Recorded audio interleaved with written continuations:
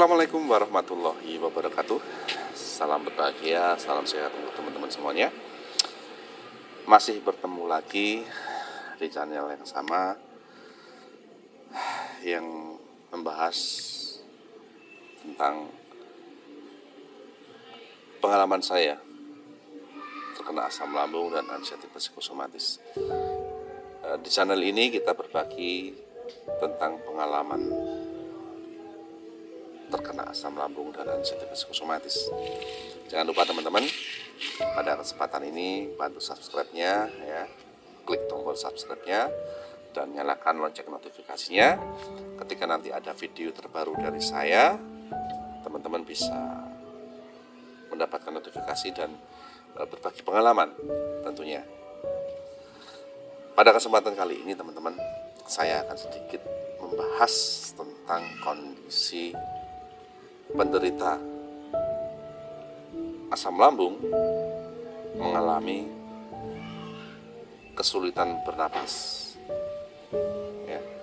Karena ada satu pertanyaan, Bang, apakah memang saya ketika saat asam lambung saya tinggi itu mengalami hal yang menakutkan, yaitu hampir saya rasakan seperti gagal napas. Memang teman-teman, bagi penderita asam lambung ini ketika saat asam lambungnya tinggi ya, ini penderita mengalami kesulitan bernapas ya. Bahkan pada kondisi tertentu saat asam lambungnya memang benar-benar tinggi dan kondisi lambungnya sudah parah, memang penderita ini susah bernapas ya. Ini disebabkan karena kondisi asam lambung yang meningkat ya, menjadikan proses lambung kita ini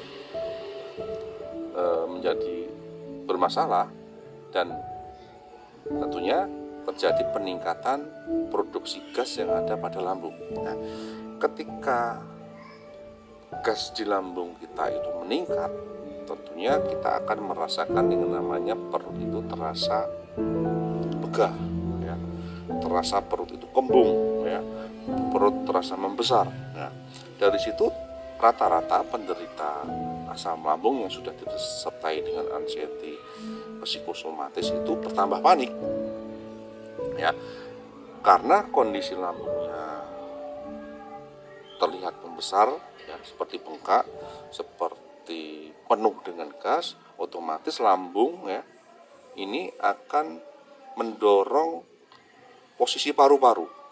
Nah, ketika posisi paru-paru ini terhimpit ya, terdorong oleh lambung, tentunya kinerja dari paru-paru itu akan mengalami permasalahan.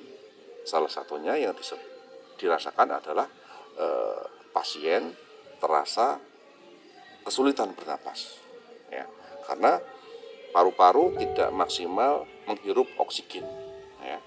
Makanya penderita asam lambung yang sedang kesulitan bernapas itu biasanya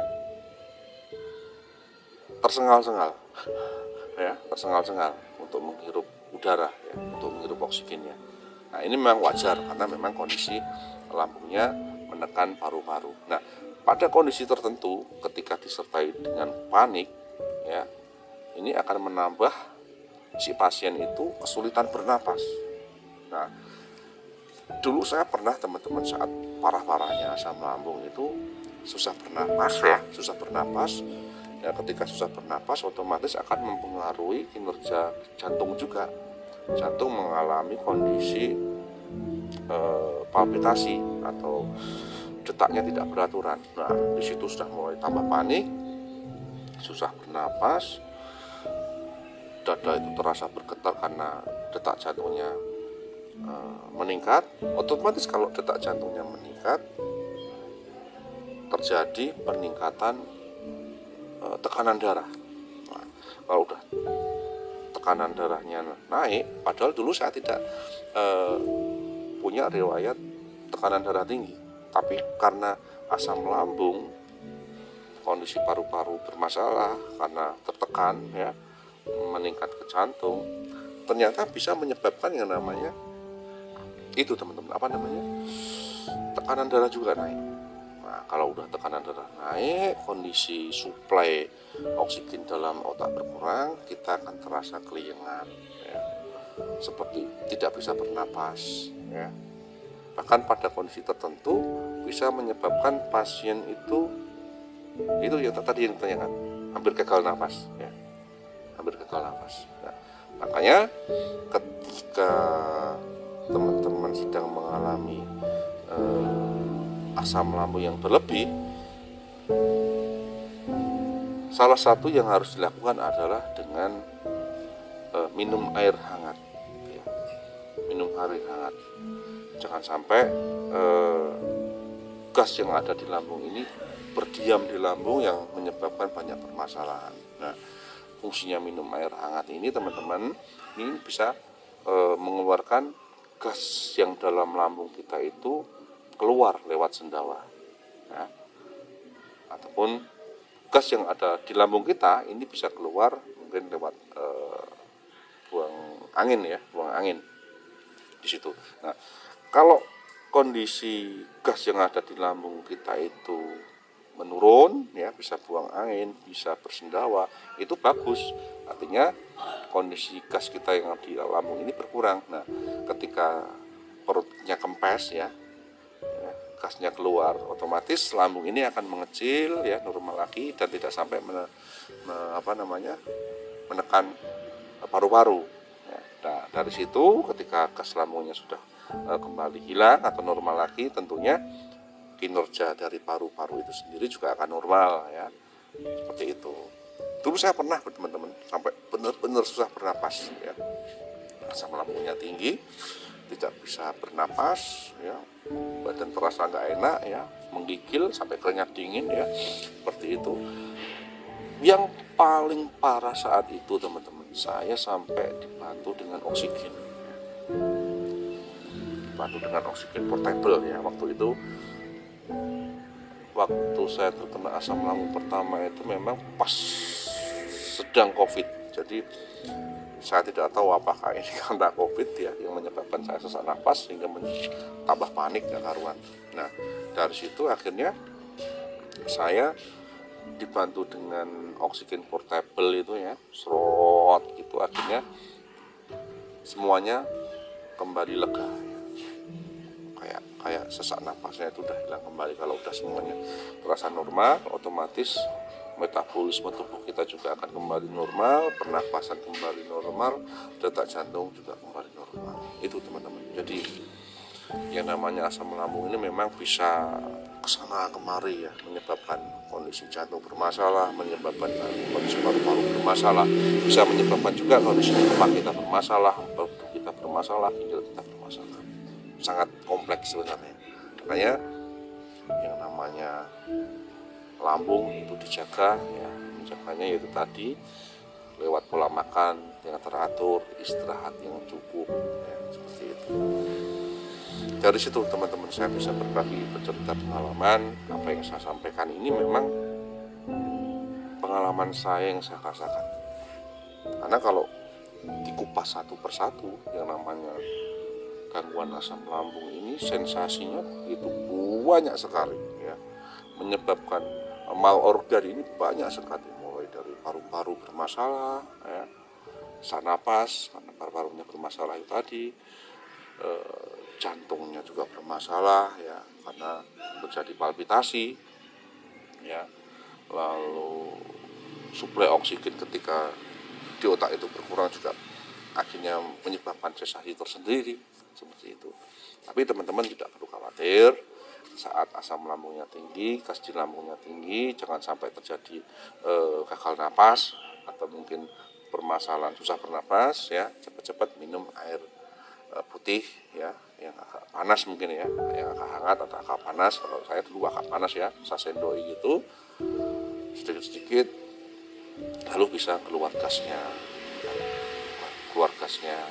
bisa buang angin gitu, ya. Kalau udah terjadi seperti itu, semuanya akan kembali normal lagi. Ya, memang semua itu tidak berlangsung lama, ya, antara setengah jam, ya, makan mungkin 1 jam ya. Tapi kalau kita sudah bisa mengeluarkan gasnya di lambung, itu insya Allah kita akan kembali normal lagi gitu. Ya memang selalu berulang karena kondisi lambung kita masih bermasalah. Jadi itu teman-teman. Jadi ketika teman-teman terserang asam lambung yang bisa menaikkan gas dan terjadi sulit bernapas, teman-teman tidak perlu panik. Karena kalau tambah panik, tambah susah bernapas, sulit bernapas. Saya dulu juga merasakan seperti itu teman-teman. Jadi, tapi semua itu menjadi satu pelajaran bagi saya. Jadi, oh begini ternyata terkena asam lambung ya. Begini terjadi satu gangguan pencernaan yang disertai dengan anxiety psikosomatis. Saya tidak mengira juga yang namanya asam lambung sampai berakibat ke organ yang lainnya teman-teman.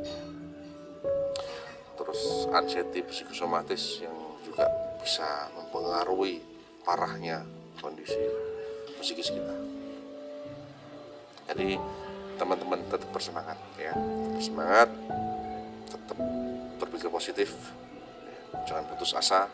Ya begitulah yang namanya organ asam lambung dan anxiety psikosomatis ya, yang dirasakan itu ya rame-rame, yang dirasakan itu bermacam-macam, yang dirasakan itu sangat tidak masuk akal, yang dirasakan sensasinya itu seperti tidak nyata dan memang terjadi. Baru kali ini ya saya bisa bercerita ya tentang sensasi asam lambung dan anxiety psikosomatis yang pada usia ya di atas 40. Memang satu hal yang sangat bagi saya memang benar-benar merupakan satu pengalaman yang berharga, yang menyadarkan, yang memberikan saya lebih berhati-hati, lebih menjaga yang namanya kesehatan. Makanya untuk teman-teman semuanya ya, selalu saya mengingatkan jaga pola makan, jaga pola pikir, istirahat yang cukup. Itu saja teman-teman video saya ya, tentang kondisi asam lambung yang meningkat dan menyebabkan gagal nafas atau kesulitan bernapas ya. Kalau gagal nafas sebenarnya enggak ya teman-teman, hanya saja penderita mengalami kesulitan bernapas ya, jadi jangan perlu khawatir, tidak perlu khawatir ya. Semua itu bisa dilalui, semua itu terjadi ya.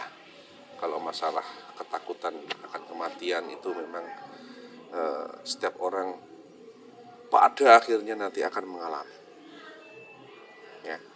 Suatu ketika akan mengalami yang namanya rasa takut.